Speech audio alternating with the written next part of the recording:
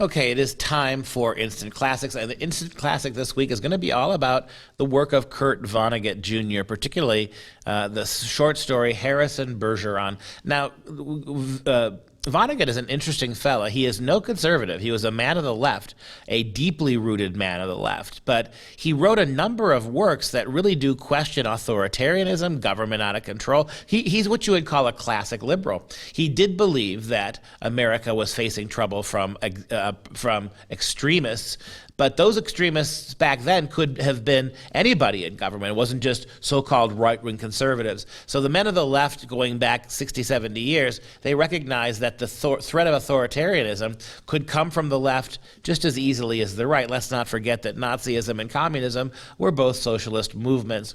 So if you go back to the picture there, and you can see there's Vonnegut. He actually made some appearances at the end of his life in Hollywood movies. So he had a very varied career. But Harrison Bergeron is his great short story. I think everybody should read it. Read it today if you can. It's a dystopian science fiction short story that was first published in October of '61. Originally published in the magazine of Fantasy and Science Fiction, the story was republished in the author's Welcome to the Monkey House collection in 1968. So again, here's what the situation is. It's the year 2081, and the 211th, 12th, and 13th Amendments of the Constitution have been passed. Notice the humor, right? The progressive view of the evolving curriculum. The first 10 amendments, the first Bill of Rights wasn't enough. The amendments to the Bill of Rights weren't enough. We've got 200 plus new amendments in a space of about 50 years, and that's what gets this all messed up. It's not the Constitution anymore.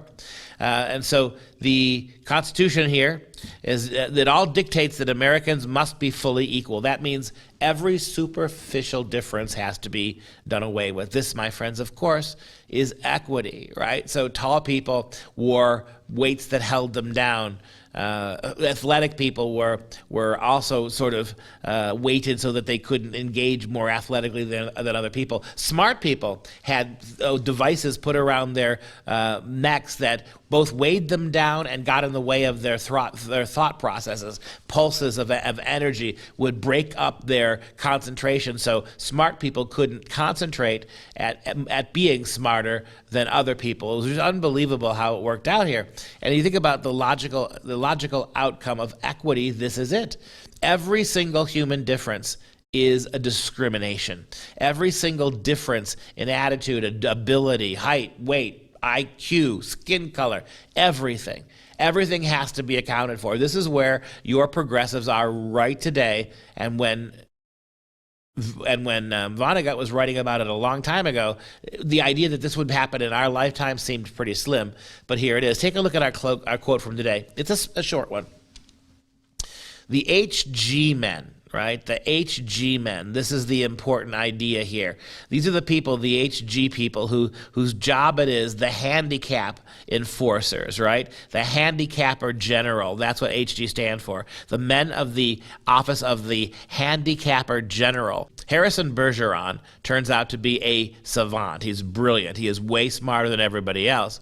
And so something has to be done about Harrison, and he is visited by the handicapper general to fix this for him, to hold him down artificially. In fact, George and Hazel were the mothers of Harrison, and they couldn't think about it very hard. Why? Because Mom was so average, let's call that stupid, that she didn't even require an intervention. Her stupidity kept her at the bottom of the rung. The HG men didn't have to do anything. But the father was pretty smart. That must be where Harrison got his intelligence. And he wore a device that would not let him concentrate on anything long enough to be able to be brilliant. And so what a powerful statement that is. The HG men took Harrison away. His brilliance had to be punished and stunted somehow. But George and Hazel, Mom and Dad, couldn't even have the concentration or the ability to think about it very hard. Let that sink in.